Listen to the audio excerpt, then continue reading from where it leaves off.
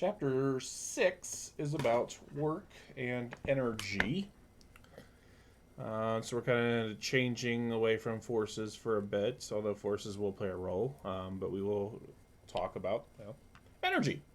Um, so, let's get started. Work done by a constant force. You may remember from middle school, high school, that work is force times distance. That's the very basic formula. Is work as a product of the force and the distance. I say basic because it's going to get a little bit more complex as we go along. And that is that work and displacement, they're usually not in the same direction.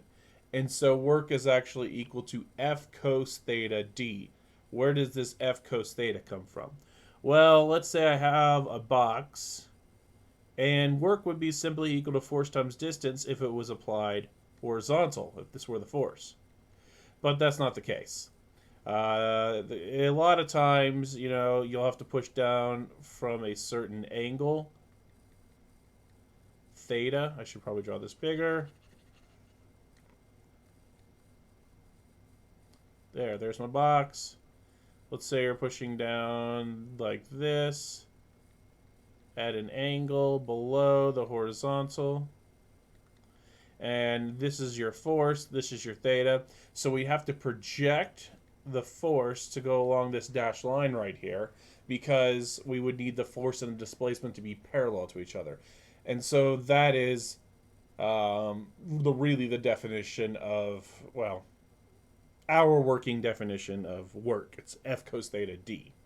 A lot of times people write FD cos theta, but that's kind of mislabeled because if it's FD cos theta, it implies that you're projecting your displacement. Sometimes you are, rarely. Most of the time you're projecting your force. So the unit is a Newton meter, and we define a Newton meter to be a joule, a J. And so another unit would be kilogram meter squared per second squared. That would also be a unit, but joule is the common unit of energy. In English, or rather America, you'll see this in the back of your cereal box. If you eat cereal still, I don't. As calories, that would be the unit we use. So, let's do some problems. All right, so this is Utah State football player that made the news apparently at the time. He did a bench press of 39 reps of 225 on pro day. I got the idea because I went to Marshall University, and a couple of years back, a player did 50 reps. Couldn't find a picture of him, so I used this one. So here we go. This case, a football player bench presses 225 pounds, which is 990 newtons, for 39 straight reps, assuming the displacement of each rep is around 2/3 of a meter, which is around 0.67 meters. How much energy does it take for each rep up and then down? And then how many calories does he burn in the process? Okay, I think I left myself room. I did. Okay, so we know, let's go to my picture here, that, here we go, the displacement is going to be 0.67 meters. And the force that he has to at least equal, let's do that over here. There we go. Is going to be 990 newtons. And so we just take our force times our displacement. I don't need to do theta because theta is 0 degrees. And so when I do W equals F cosine 0, why is it 0? Because the displacement's going up. Ooh, that's really bad. Let's clean that up here a bit. The displacement's going up, and then the weight is actually where the force, rather, is going to be going up as well. And the force is equal to the weight. And so it ends up being F cos 0D, sorry. I did this before I could finish. It ends up just being that the work is equal to force times distance, and since the force is the weight, it's just going to be mgd. So I'll take the mass times g, and mg is given already, is 990. I made it a little bit easier for you. And then displacement is 0.67 meters. Take the 2 into calculator, and you get 663.3.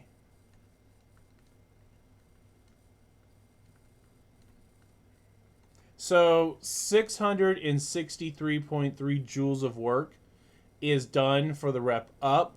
The rep down would be 180 degrees if it's going down. So basically, then you'd have down, your displacement would be down, your force would be up, or you could say your weight is going down, but in this case, we're reversing it, essentially is what we're doing. And so it would be W equals F cosine of 180, which of times D. Dang it, I keep forgetting. There we go. Which then is negative mgd. So basically, it's just the negative of the opposite of what you did to go up. So if you do a positive amount of work in one direction, you're going to do a negative amount of work in the other direction. Is really the kind of thesis to that argument. Well, how many calories has he done in the whole thing? Okay, well, let's see here. He has 39 reps. And then it is 663.3 joules per rep. That gives me a total amount of joules done. And then I know there are around 4180. Sometimes I see 4186. It varies. We're just going to round it to 4180. 4,180. Oopsie. Wrong side. For every 1 calorie, there are 4,180 joules. There we go. I don't know why I did that. Roughly. Like I said, sometimes you see as high as 6, sometimes 5. It just kind of depends on the situation. But it's around that value. And so, okay, so we have 39 reps times 663.3.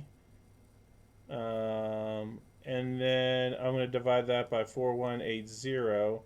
And you get around 6.2 calories. Probably going to be, this is very simplistic, but at a minimum, this guy is going to burn at least 6.2 calories in the entire process. Like I said, it's a little bit more complex than that, and these are all average values, but this is essentially how you can calculate, let's say, your calorie count on, say, a Stairmaster. It measures your vertical displacement and then your weight and uses that to calculate roughly how many calories you burned. That's part of it. At least with a Stairmaster, they can actually measure the amount of energy that's being used, like within, let's say, something rotating inside, and so they can get a little better estimate than that. But that's the very base of what we're working with. So let's do another sport. Let's do track and field, in this case. What is the work performed by an athlete as they swing the discus around in a circle at a constant speed? If you don't know what discus is, they swing and they swing and they swing and they swing and then they let it go and it flies. That's essentially what happens. Reason I chose this one is, okay, so when we swing, at any given point, it's going to have a displacement that's going to be tangent to the circle. We learned about this before. Now, it says constant speed. So if it's at a constant speed, the only force that they can have is centripetal force. And so, notice I didn't give you any numbers in this problem. That's because, well, when we use the formula, work is equal to FD cos theta, or F cos theta D. I did it the way I said not to. So we have FC cosine. Since the force and the displacement are 90 degrees from each other, we do cosine of 90 times D. Well, you know that cosine of 90 is 0. And so basically, if your work is perpendicular to your force, then you have no, displacement, jumping ahead here, is perpendicular to the force, then you have no work. And that's based off of the formula and the fact that they're totally perpendicular to each other. They're in two separate axes, so they're independent and they can't actually affect each other. So a planet rotating around the sun sort of has no work. Anytime you throw something in a circle, in this case you just spin in a circle, there's actually no work being done as long as you're at a constant speed. That being said, if this is not a constant speed, then yes, you do have work. That does not come up till chapter 8, where we actually start rotating at a acceleration or a negative acceleration. But for now, constant speed, force and displacement perpendicular to each other, no work being done. Same thing as like you hold a child, 20 kilogram child up in the air, 1.5 meters off the ground. If you don't, even if you walk with it, there's no work being done. Internally, your muscles are doing work, but externally, you're not lifting up or going down, so there's no work being done, at least due to gravity. So, okay. Let's do a different one. Kind of a new one that I threw in there to kind of be like one of your problems. I realized I didn't have one. At least I used to, but it kind of disappeared on me, so it's back again. Let's say a force of 300 newtons is exerted on a lawnmower at an angle of 30 degrees below the horizontal. Friction applies an opposing force of 100 newtons. If the mower is pushed across the lawn a distance of 100 meters, holy crap, that's a big, big, big lawn. I was not thinking. I think I meant to put, say, 10 meters, but we're going to go ahead and do 100 because that's what I put down. So this is an ultra rich lawn. There. Ultra rich, they'd have to be 100 meters, right? Yeah, I really meant 10 meters. I thought around 30 feet. 30, 35 feet is reasonable, but wow, that's big. Anyways, so what's going on is this is my mower.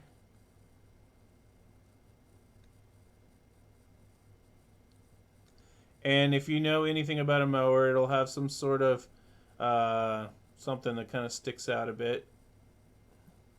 And kind of a thing. The handle of the mower, and then somebody walks along and mows the lawn. So basically put, your force is going to be at an angle of 30 degrees below the horizontal. And then we also know that friction is opposing it with a force of 100 newtons. And so we only, since lawnmowers are only going to be confined to go left and right, so we just take the force going to the right, which is going to be F cosine theta minus the frictional force, 100 newtons, and that's going to be equal to my net force. So first, let's find my net force. Okay, so that's 300 newtons cosine. It is technically a negative 30 since it's below the horizontal. We're going to use that, but we know that in quadrant 1 and 4, cosine is positive. So let's do that. So 300 times the cosine of negative 30 minus 100, and you get around 159.8.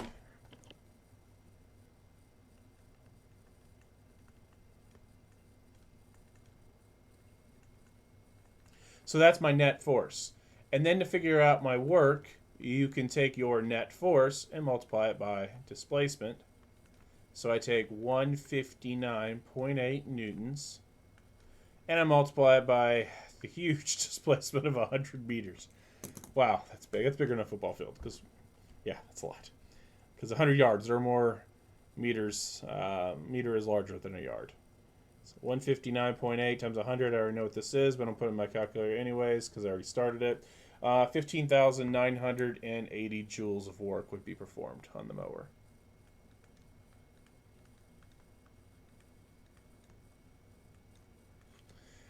Okay, so I think the problem in your book has no friction, so you don't have to do this extra part to get your net force, but I think there's at least one problem I'm going to do where there is that extra part to do your net force.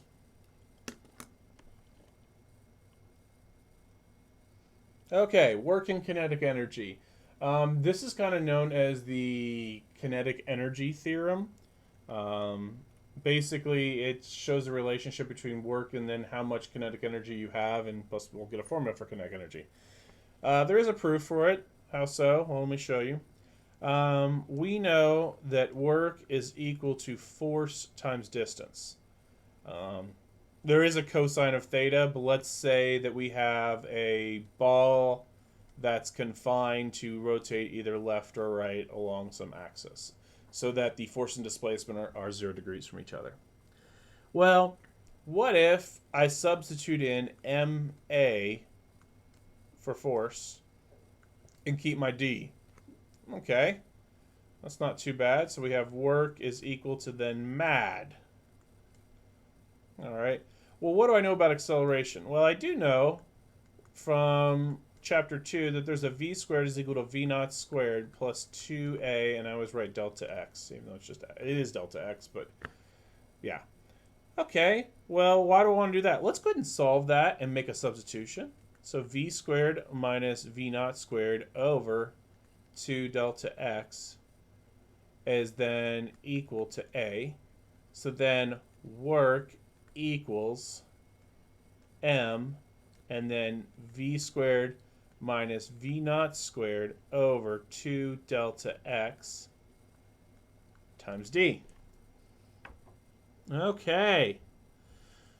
All right, so what do I know here? Well, your delta x is your displacement, right? Let me put a little side note here.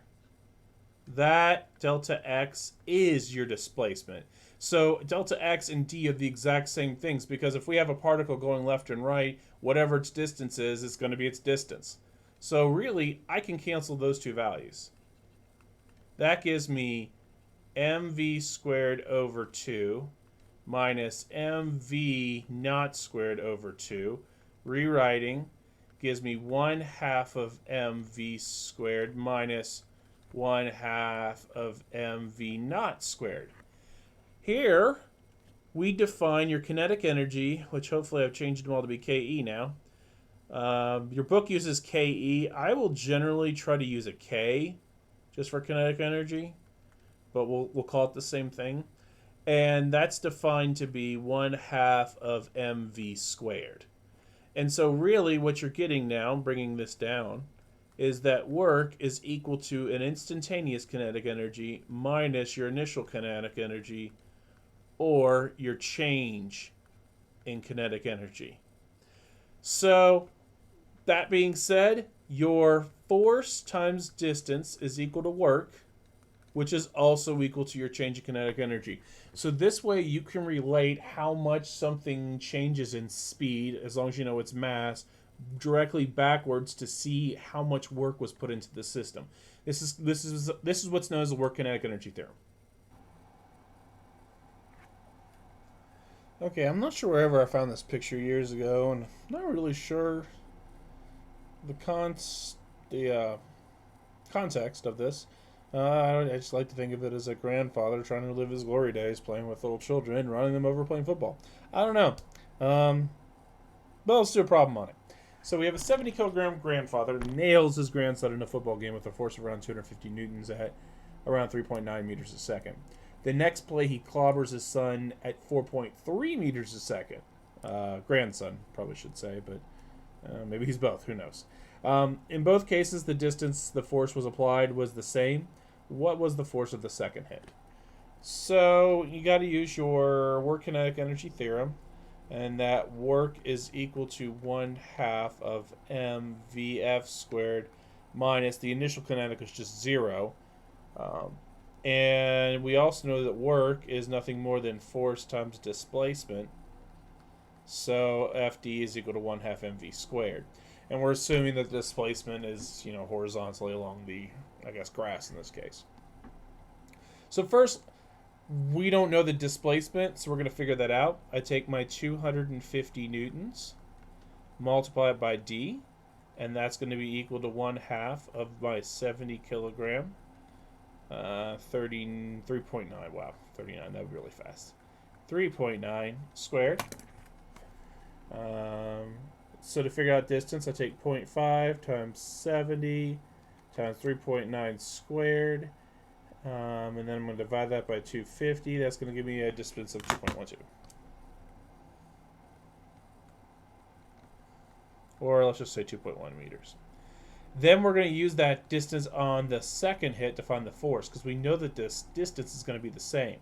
So F times 2.1, and then 1/2 of 70 kg, and then 4.3 meters a second, quantity squared. Okay, so now we're solving for force. So let's take 0.5 times 70 times 4.3 squared. And then we're going to divide that by 2.1 to get a much larger force of 308 newtons.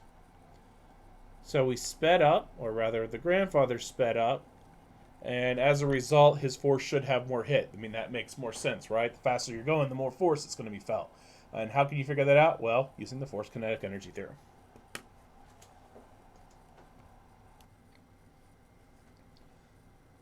Okay, so this is the Duquesne incline.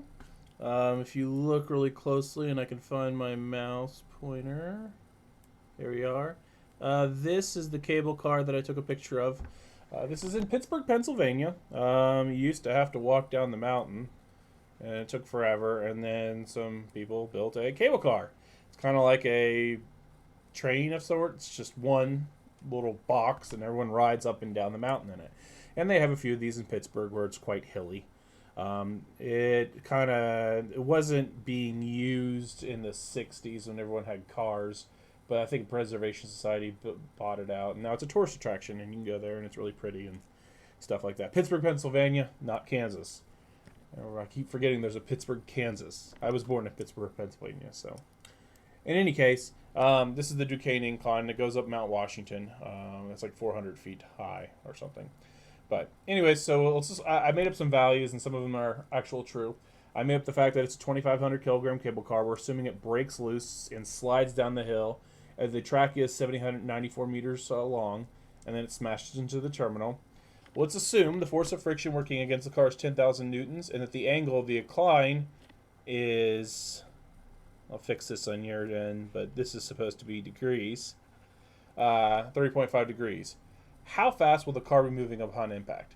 All right, so basically we need to use our work kinetic energy theorem that force times distance, and this is actually the net force, if you remember, is going to be equal to 1/2 of mv squared, since the initial velocity is going to be 0.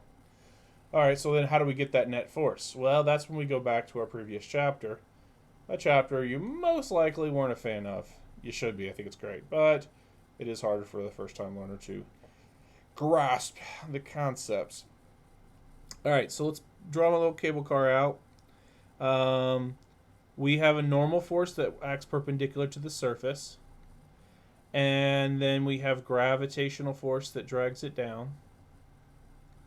And then, if I could do this correctly, I'm just going to do it up here. We have a frictional force that's going to work against the motion. And then we draw a line anti-parallel to Fn, and then parallel to the surface. Then our inner angles are congruent. And so we need to find this side that acts down the hill. This is mg, this is the inside angle, that's the far side. So, as I told you before, mg sine theta always acts down the ramp. The opposite of Fn is going to be mg cos theta, but since we're given friction already, we don't actually need to find the normal force. And so we really just need to focus on what's going on horizontally. So I take, okay, what's going down the hill? Mg sine theta. And what's opposing it? Friction. And that is going to be my net force. So let's find that. All right, let's take my 2,500 kilogram car, multiply that by 9.8, times that by the sine of 30.5, and subtract, I think I made it now 10,000 newtons. Changed this problem like 3 times. I've had to redo it each time because I keep changing something. And then I'm like, it just didn't work out. So I try to use the real values as much as I can, so it kind of gives it a real world feel. But when I don't, I have to make up my own. So 2,500 times 9.8. Let's sine times that by the sine of 30.5. Subtract my 10,000 newtons.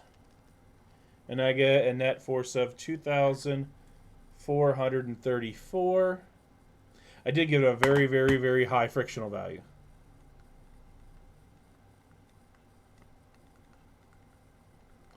Okay, so now we got the net force. We don't necessarily have the distance. I gave it to you in feet because that's what it is. Oh, sorry, 794 meters. We do have the distance. Never mind. Thought they gave it to me in feet. They didn't. They gave it to me in meters. All right, so I'm going to use this Down here, we'll take our force, 2434. That's not a really good N. I don't even know what that looks like. An M. And then I multiply that by my 794 meters. That's my distance or displacement. And then 1/2 of my mass, 2,500 kilograms. And then velocity squared. It probably won't be a high velocity since I made the friction so high. But the problem setup is pretty good.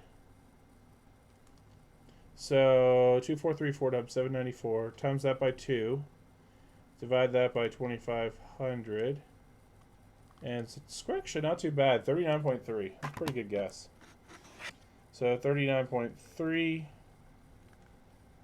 meters a second is the velocity of the cable car when it smashes the ground. The average velocity of it is 6 miles an hour.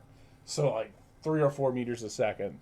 I think that's an actually reasonable value. It's a pretty good guess on my part. So, all right. Anyways, so I think you have a one in the book like this, which is why I made up an example similar to this, but solving for different variables. Moving on. There are types of forces in this world that we need to be concerned about. We have the, of course, gravitational force. And the work due to gravity, G, is denoted by mgd, and I think I used a phi. I can't remember if your book uses a phi or not, but it just means an angle. It's just mgd with some angle. And the gravitational potential energy is pretty much the same thing, and it's just mgh. The reason being that it's just going to be mgh is because we assume they're either going in the same direction or anti-parallel, and then there's no angle that we really need to worry about. Sometimes I will accidentally write this as a U for potential, and then sometimes you'll see this in some places written as a V for potential. The U is used in a lot of more calc-based texts, and so I always write U on accident, but your book uses PE, so I'm trying to do that. The V comes from voltage, which is a potential, electric potential, and so sometimes you'll see it V when you look at electricity and magnetism applications. But basically, gravitational potential energy is the energy due to gravity. And you can notice it's as a function of mass, so the higher the mass, the more potential energy, and the higher the height, the more potential energy. Think of it as a dam. A very small dam with low mass and low height doesn't release a lot of energy. Hoover Dam in Nevada with very large mass and very large height, lots of potential energy. So the higher up you are, the more mass you have, the more energy that you have to do destruction. You could think of it that way. Officially, it is the potential for gravity to do work on an object. And so we have two different types of forces in this world that we're going to talk about. One is conservative forces, and that's situations where the forces are conserved, such as in springs, up and down motions, gravity. So basically you can think, let's say I have a spring, boing, boing, boing, boing, boing, and here is a same spring. Basically what happens here is the gravitational force will do work here, so the work due to gravity will pull it down, and then the spring potential, so the work due to the spring, is going to pull it back up. So this would be a conservative system. Basically, all the energy that goes into the gravitational energy that pulls this block down is going to go into the spring potential when it goes back up, and vice versa. Another system where that is, let's say I have like a well. Actually, I know I'm going to show you. Let me do this.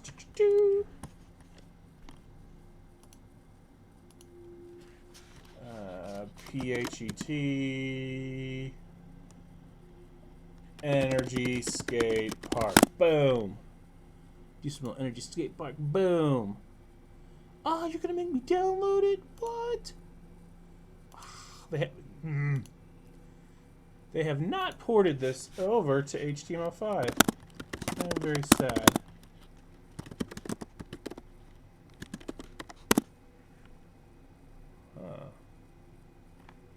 Well, that's problematic. thought I had Java installed. Maybe I don't. Maybe this one's... Ha! Yes! Never mind. This one's in HTML5. This works. Okay. So it's not quite as much as I wanted. It'll have to do. Alright, so bar graph. Perfect. Okay, so notice that the total energy is equal to the potential when it reaches the top. And it's also equal to the kinetic when he hits the bottom. So basically, your gravitational potential energy converts the kinetic back to gravitational potential, then to kinetic, back to gravitational, and that the sum of the red, the blue and the green, the kinetic and potential, is always going to be equal to your total energy. So your total energy remains fixed. Now notice this does not have friction.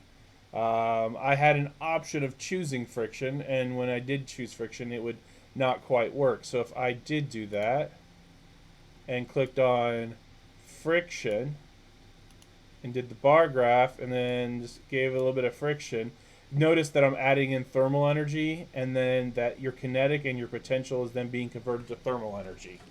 Or rather, your kinetic energy is being converted to thermal and eventually equal to the total amount of energy. So when it's a conservative system, you're neglecting friction. And it's just a system where if you take all of your gravitational potential energy, it can be converted back into kinetic and then converted back into gravitational potential, and then vice versa. So anything with like a seesaw type motion. That's what it means to be a conservative force. Now, non-conservative force. Anything where there is friction. So when I added friction, the skater decided, hey, I'm not going to go skating. I'm just going to stop skating because I have friction. That's because friction means that I can't take all the energy due to friction, put it back into the system, and make the skater go back up and down like I normally started off. That's what it means to be a non-conservative forces. Non-conservative forces tend to dominate the real world. Conservative forces do happen. They tend to be more on the quantum, very small scale, or a situation where you have very, very, very low resistance, very low friction, like, say, a vacuum and things like that. So, two different situations, but conservative forces will generally mean that the sum... let's write it out this way. Basically, good lord. That the sum of your change in kinetic plus the sum of your change in potential energy is going to be equal to 0. Here, where it's a non-conservative, the sum of your change in kinetic plus the sum of your change in potential is actually going to not equal 0. It usually equals some constant value, but it does not equal 0. So that's where non-conservative forces come in. Hopefully that explains it pretty well. Now that leads us to conservation of mechanical energy. And whenever someone talks about the mechanical energy of something, they're just basically talking about the kinetic and the potential energy. So basically, just the kinetic plus potential is your mechanical energy. So the sum of both. In an isolated system, basically like a vacuum, places with very low resistance, things like that, only conservative forces can apply. The kinetic and potential energy can change, but their sum cannot. And I just realized, once again, I used U. This should be PE. Sorry about that. Maybe I'll change that on the slide, and I'll make that PE. And then make that PE. Sorry, this new book is killing me. All right. So there is a conservation of mechanical energy proof that I can use to solve all sorts of things. Let me show you. So I said that for conservative forces, your change in kinetic energy plus your change in potential energy, PE, is equal to 0. So if everything's absurd, they're both equal to 0. We know that delta K is nothing more than your final kinetic minus your initial kinetic, plus your change in potential is nothing more than your final potential, PF, minus, oh, that's not bad, F, minus your initial potential, PO, and that's equal to 0. One more time, 0. So I can take my knots and move them to the other side, and that gives me KF plus PEF equals K naught plus PE naught. This is basically saying that your final potential and kinetic energies is equal to your initial potential and kinetic energies. All this is the definition of what a conservative force is. Your change of kinetic plus your change of potential is equal to 0. I just moved some crap around to make it look a lot prettier. And so we're going to use that on the next problem. This is the West Edmonton Mall. It is the largest mall in North America. No, it is not Mall of America, although Mall of America feels a lot bigger. I've been to both, and it feels a lot bigger. But what West Edmonton Mall does have is an entire indoor water park, and it's massive. And you can't see it here, but for some I think it's like way up here. There's like a zip line that goes across this. I mean, it's crazy, and it's all indoors.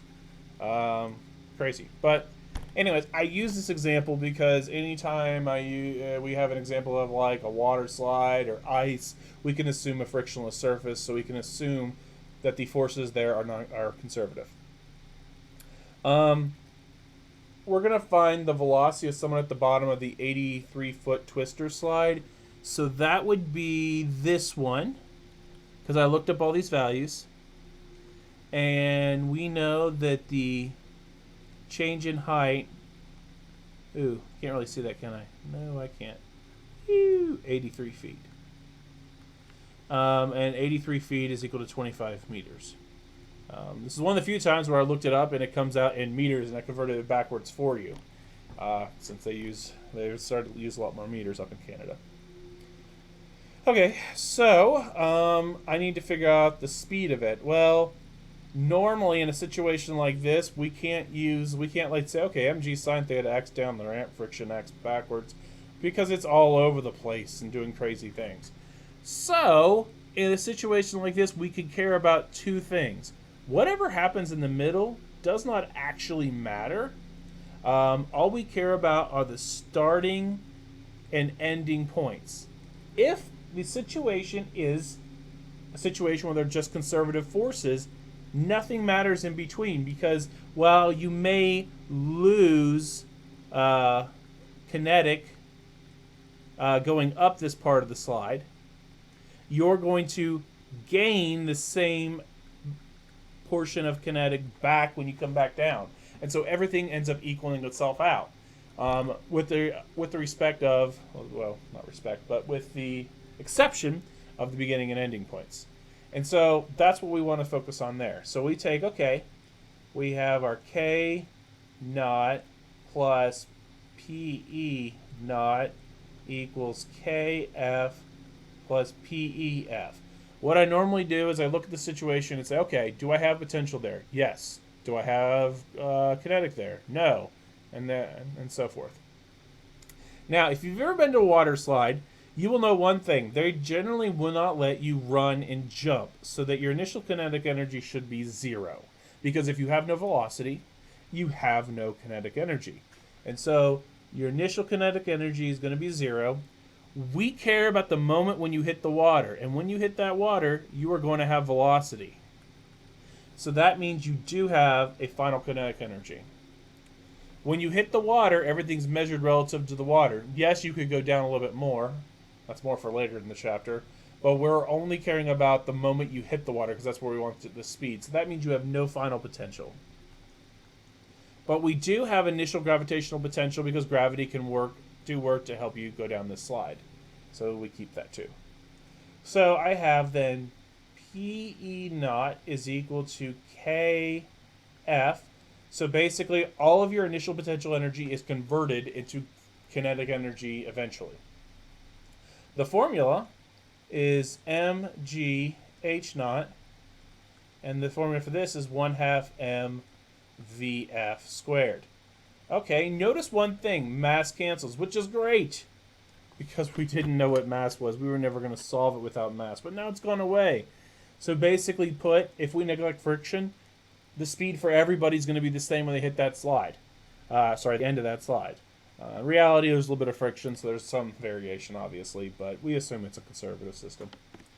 And so we do have h naught, so this is going to give me Moving my 2 over to the other side, 2gh0 is equal to Vf squared. And the square root of 2gh0 is the final velocity. So the square root of 2 times 9.8 times my initial height of 25 meters. 2 times 9.8 times 25.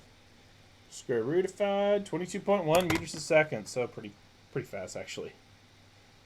I don't know the actual speed. I did not go. I don't really have what's called a swimmer's body.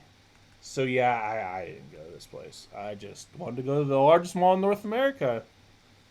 Happened to be in Edmonton. All right. So 22.1 meters a second. So we'll use this again on a skiing problem. Let's say a skier traveling at 10 meters a second at the bottom of the hill ascends a 3-meter rise. How fast is she traveling at the top of the rise? So a little bit different setup. Let me do it here. And then we have a little skier. I'm a skier, I'm a skier, I'm a skier. Here. And they have a big mouth or something. A mask. They're wearing a mask. That's what it is. Okay. We know that this hill is going to be 3 meters tall. So what we want to do is figure out basically where we have kinetic and where we have potential. So our formula, K naught plus PE naught equals KF plus PEF. We have initial kinetic energy because we have initial velocity. We want to know how fast she's moving at the top, so we're going to also have a final kinetic energy. Initially, we do not have potential energy, but we do get some gravitational potential energy at the top since we've risen 3 meters. So we'll have 1/2 of mv naught squared equals 1/2 of mvf squared plus mg huff. The m's cancel. Yay, because we didn't know the mass of our skier here. And we want to find final velocity, so I'll take the 1/2 v naught squared minus g hf is equal to 1/2 vf squared. Multiplying by 2 and square rooting. Whoa. Not scary. That's going to give me, looks like v naught squared minus 2 GHF equals VF squared. No. Equals VF. Bam. Got it.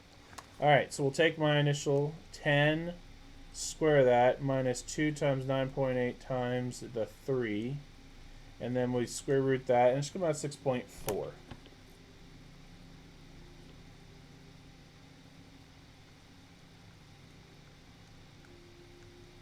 So, it's less, and that makes sense. If you're skiing and you're going uphill, you should slow down, especially if you're not doing anything other than gliding.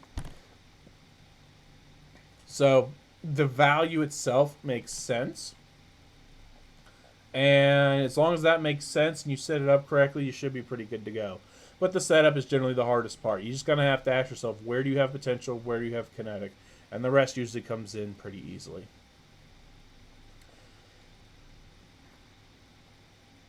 Now, non-conservative forces in the work kinetic energy theorem. In reality, the work done on an object is a mix of conservative and non-conservative forces. Because that's usually just how it works. Sometimes the system is conservative, if we hope, but a lot of times there's friction involved. And so what we can do is we can, I did it again, I cannot stop typing U. It's been very hard these years. PE, I'll fix it on the actual slide that comes with this. Sorry about that. So that basically your work due to your non-conservative forces is equal to your change in kinetic plus change in potential. And I said this earlier. If you have friction, then it was equal to some constant value that was not zero. And so that's what's occurring when you have frictional forces. Basically, when you add up your tire kinetic energy, your change of kinetic energy, and your change of potential, and when they don't zero out, that leftover turns out to be whatever went into thermal energy generally. Okay, so this problem's based off of my mother-in-law who went to the Caribbean on some cruise years ago, and she paid all this money to swim with the dolphins. And well, I saw this, and then I was like, we should do a football problem. Okay. So in a Miami Dolphins football game, we have a 400-gram football. It's thrown with an initial velocity of 23 meters a second at a height of 1.8 meters. The ball is then caught at a height of 0.4 meters off the ground, and the velocity of the ball is now 20.8. How much energy was lost due to friction? So when they asked a question like this, like how much energy is lost to friction, or really just how much energy is lost, they're asking for what's the work due to non-conservative forces. And we know that's the change in kinetic plus, not equals, the change in potential. So that means we have 1/2 of m Vf squared minus 1/2 m V naught squared plus mg hf minus mgh naught. Pull out my m. Gives me Vf squared over 2 minus V naught squared over 2 plus GHF minus GHO. All right, plugging numbers. 0.4 kilograms, since that's the mass of the football, in kilograms. This will be 20.8 squared over 2 minus 23 squared over 2 plus 9.8 final height of 0.4 meters minus 9.8. I'll have to drop the units. I'm running out of room here. 1.8. Closing gap, and assuming I put all the right fancy schmancy units. So I ran out of room. All right, so let's do this. 20.8 squared divided by 2. And then I'm going to subtract 23 squared divided by 2. That didn't look right. Hang on. 20.8 squared divided by 2 minus, close parentheses twice, 23 squared divided by 2, close. That's better, okay. And then plus 9.8 times 0.4. That is so not 9.8 times 0.4. There we go. And then, so then subtract 9.8 times 1.8. And we get negative 61.9 joules. Oh, sorry. Times 0.4. That's what you're thinking. You didn't times by 0.4. You're absolutely right. Negative 24.8.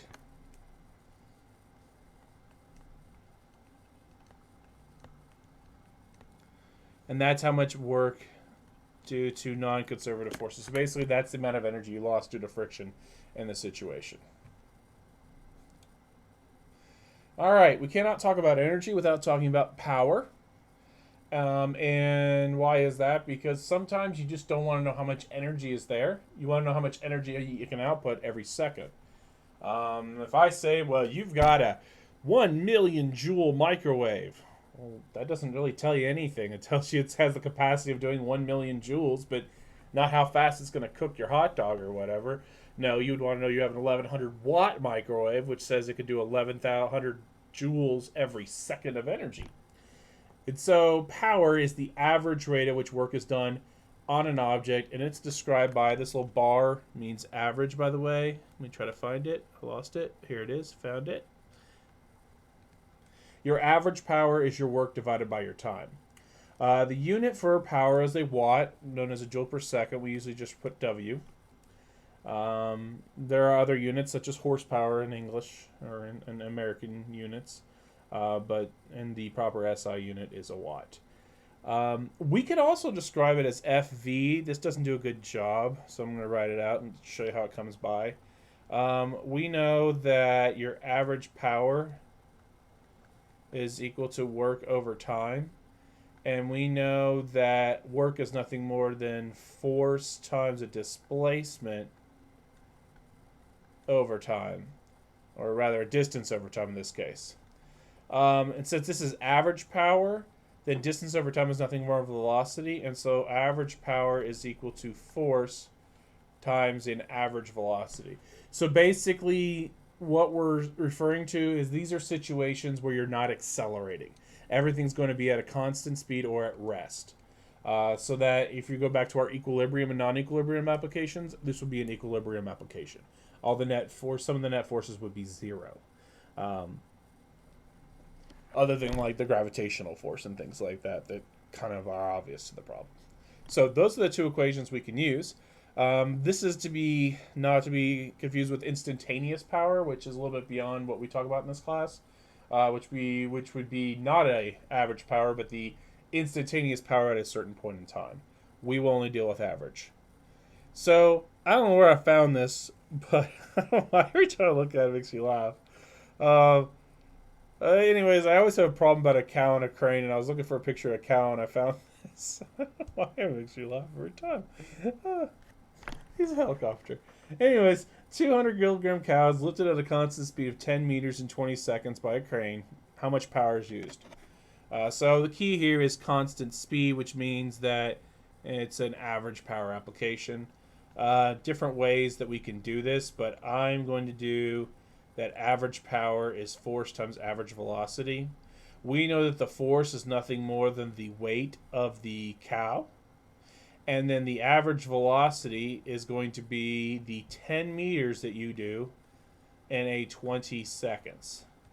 So rewriting and plugging in values is going to give me 200 kilograms times 9.8 times my velocity of 10 divided by 2 is what, 0.5? So a constant speed of 0.5 meters a second. Because they don't lift up cows really quickly if they're like lifting them out of, I don't know, they're stuck in a ditch or something. The cows wouldn't be too happy about being lifted up fast. And that gives me 980 watts.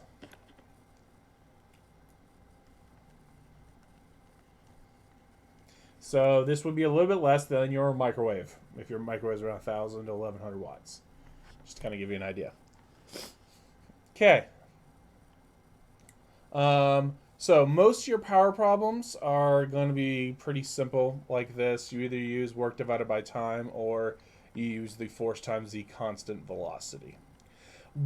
Power will be talked about in a little bit more detail in Physics 2, if you are one of the people taking Physics 2. In which case it's expressed more with respect to electricity and things like that. Variable forces. If the force varies, you can't use FD cos theta because, well, your force is not constant, so that assumes the force is constant.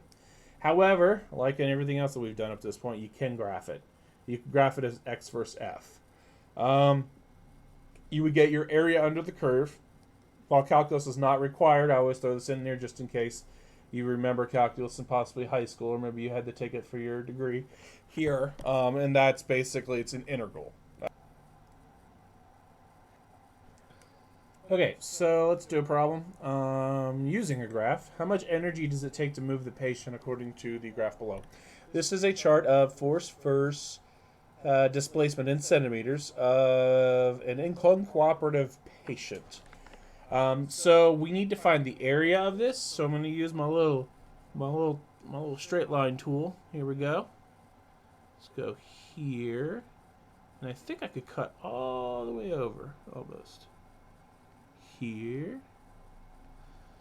and then here, and then roughly here, and then here, and there. Close enough. All right, so what I want to do is break them up into chunks that I can actually calculate.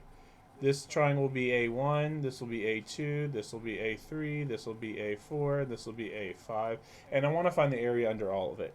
So A1, this is how steak is done, and that's what we're going to do first. If I scroll down there, you see that the base is around 2 centimeters. Got to be careful with that unit. And so I take 1/2 of 0.02 meters times my height of, I think, 2 newtons. And that indeed is the height. And so I take, well, 1/2 of 2 is 1. 1 times 0.02 is going to give me 0.02 Newton meters, which is nothing more than a joule. So that gives me energy. Huh, yay. Okay, well, what about in the second chunk, A2? Well, that's what we're going to do. All right, so the second chunk is clearly just a square. So I take my base, which looks like it's going to go from 2 to 6. So that'll be 0.04 meters. And then my height of 2 newtons. And that means A2, 0.04 times 2 is going to give me 0.0. No, there's no 2 parentheses here, sorry. That's going to give me 0.08 Newton meters, or 0.08 joules. Okay, we're moving right along. Let's do A3. A3 appears to go from 6 to 12, roughly, is what I'm going to decide on.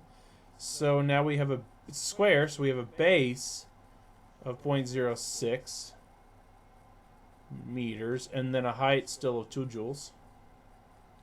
Sorry, 2 newtons. And that's going to give me 0.12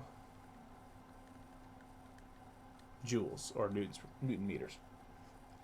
All right, A4. It's changed up a bit. Now we're going to do some triangles. A4 also has, it's a triangle, so it's 1/2 of base, but the base is the same. So 1/2 of 0.06 meters, and it has a height of 3 newtons. So 1/2 of 0.06 is going to give me 0.03 times 3 should give me 0.09 joules.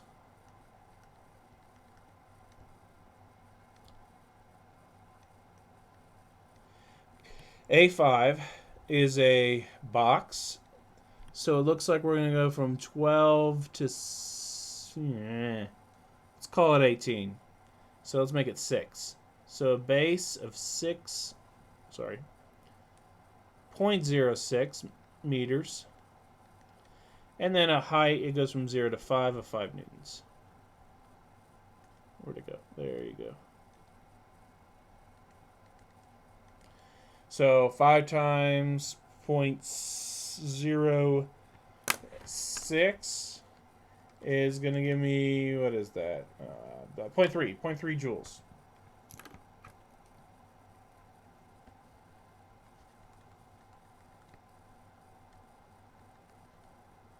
.3 joules. Try that one more time. So to find your total area, you add them all up. And so I'm going to take 0.02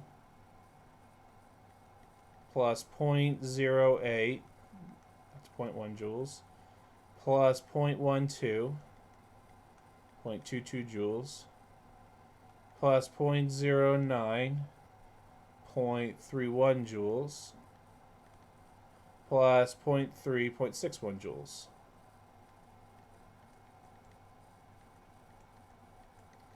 So, very small amount of work was done on the patient because the patient didn't want to move. Where did I get this from? I don't know. By the way, I did this in R for those of you who are in ecology or are taking ecology. So R is fun. I know you're going to enjoy it, so I did it just for you. Doing graphing in R is fun. At least I like it. Okay. So this slide here is from the days when back in the olden days when we used to, do class in person, and it was great. I had that so I could project it on the board, and I would, have out things. But yeah, I don't need that anymore. So, anyways, it's a legacy from the bygone era. All right.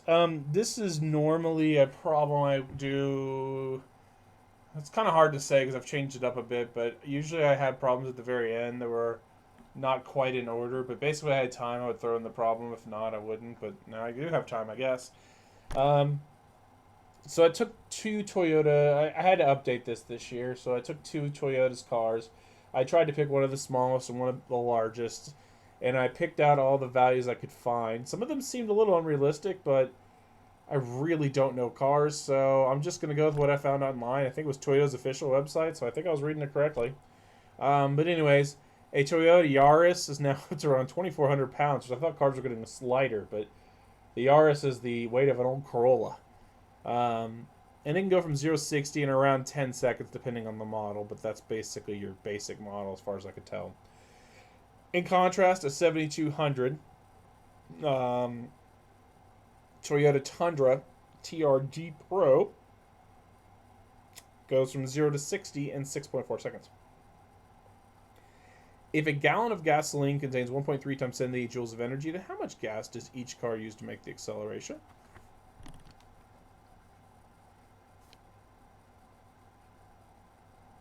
All right.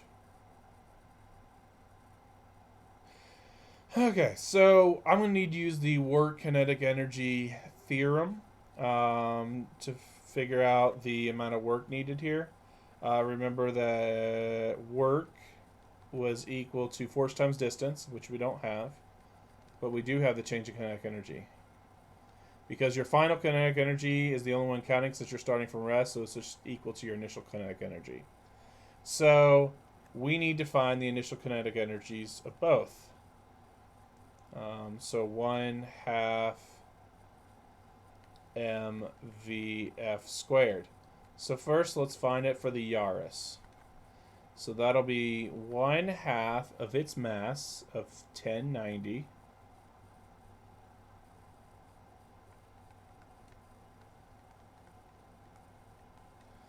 and its final speed is 26.8.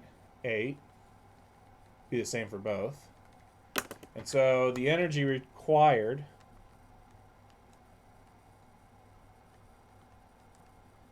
is going to be 391,441 joules.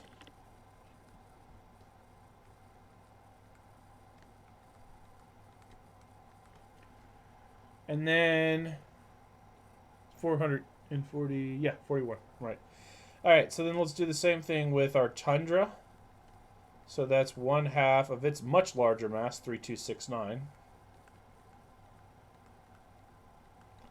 times 26.8 squared.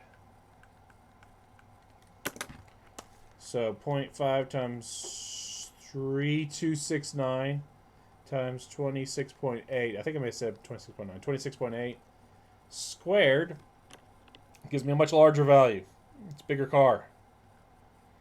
It'd be 1,173,963. So, almost 3 times as much energy. All right, so then to figure out how much gas it's going to use, we know each one contains around 1.3 times 10 to the 8 joules of energy is in a gallon of gas. So let's figure out how much gallons of gas is used. So I'll take my 391,441 joules, and I put that over 1. And then I know that for every gallon of gas that exists, there's around 1. It's not really a 3, is it? 1.3 times 10 to the 8th joules of energy. Joules cancels out, and you're not going to get a lot. Otherwise, we wouldn't be going anywhere. We would try and try. We'd have to carry gas with us, and then be too much mass, and blah blah blah blah. But it's really the comparison of the two cars is what I'm going for. So you get 0.003 gallons.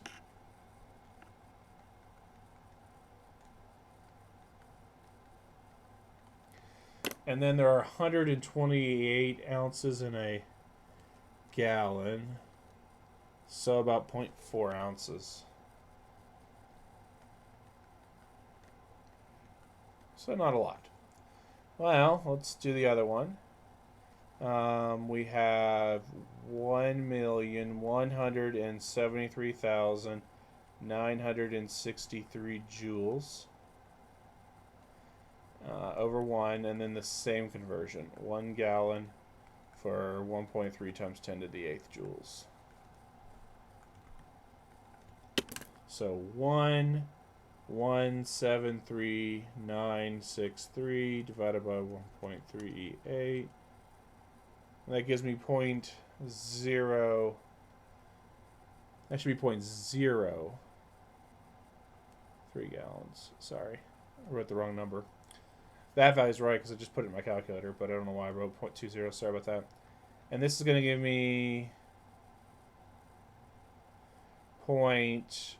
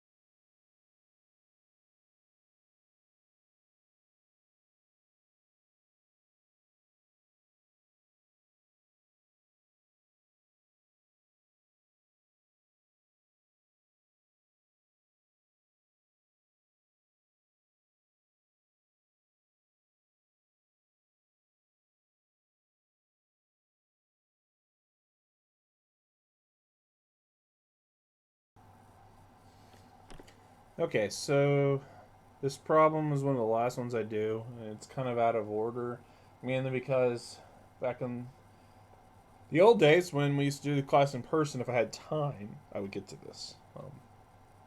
Well, I have time, so we're going to do it. All right, so we have a 2,400 pound. These are all actual values, as far as I can tell from Toyota's website. Some of them seem a little bit sketchy to me, at least the times from 0 to 60, but it doesn't actually have an impact on this anyways, so well, there's that. Um, so we have a 2,400 pound Toyota Yaris. We'll go from 0 to 60 in around 10 seconds, as best as I can tell for the lower models. And then a 7,200 kilogram Toyota Tundra TRD Pro, one of their biggest trucks that I could find, goes from 0 to 60 in around 6.4. I guess because it's got a much better engine. That's my guess, but I am not a car guy. But in any case, a gallon of gasoline contains around 1.3 times 10 to the 8 joules of energy. How much gas does each car use to make the acceleration? Okay, so we need to use the fact of our work kinetic energy theorem, which is that work is equal to, rather just the final kinetic energy, 1/2 mvf squared. But since our initial kinetic energy is going to be 0. So we need to figure out the energy to both. So let's start with the Yaris. That's not a really good WY. That's better. So I take 1/2 of the mass of my Yaris, which is 1090 kilograms. Keep hitting the second button on my little stylus thing, which is causing me to erase. Sorry about that. And the velocity is the same for both cars, 26.8, which is around 60 miles an hour. Don't forget to square it. We won't. So that's 0.5 times 1090 times 26.8 squared is going to give me 391,441. And I'm going to just say, for the sake of argument, let's write it all out. I don't know why. I hate myself for this. And then for my Tundra, it'll be 1/2 of 3269 kilograms times 26.8 squared. So 0.5 times 3269 times 26.8 squared. And that gives me a much larger number in the millions of joules of energy. 1,173,963 joules. Notice it didn't really affect how fast it went. That's because there's nowhere to really put in time. We could have calculated this using, let me find my cursor here. We could have calculated this using force times distance, where force is mass times acceleration times distance. But you'll find that eventually the time will cancel out anyways.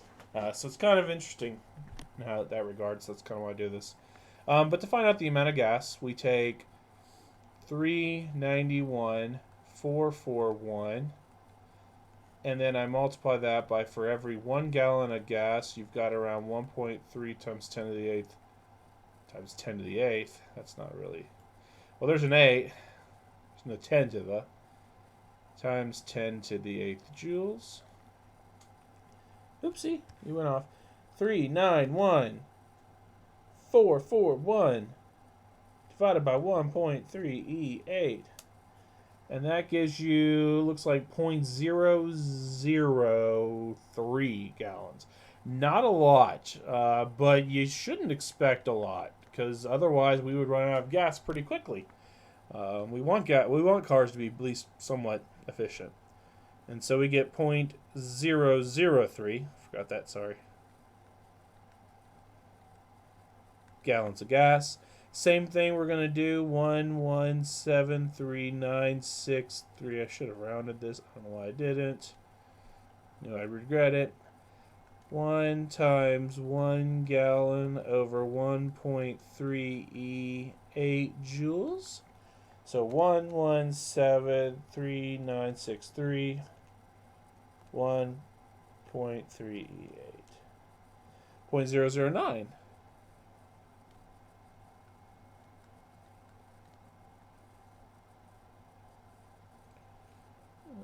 Gallons. Okay, so this isn't to shock you on how much it's using. It's not a lot. If I were to multiply this by 128 ounces in a gallon, I get around 1.2 ounces of gasoline is used in the entire speed up process. It's more the fact that just due to mass, the Toyota Tundra is going to use about 3 times more gasoline than the Toyota Yaris, which makes sense when you start looking at the gas mileage of the two cars. One of them gets much better gas mileage than the other. The Yaris does, but the Yaris is also a lot smaller. So bigger cars need more energy to keep running for things such as accelerating, or even we didn't even talk about running at a constant speed. That's a whole other story we haven't got to. So, anyways, I thought I'd end on kind of a fun problem. This will be it for Chapter 6. We will move on to Chapter 7.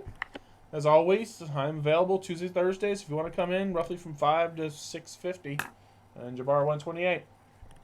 All right.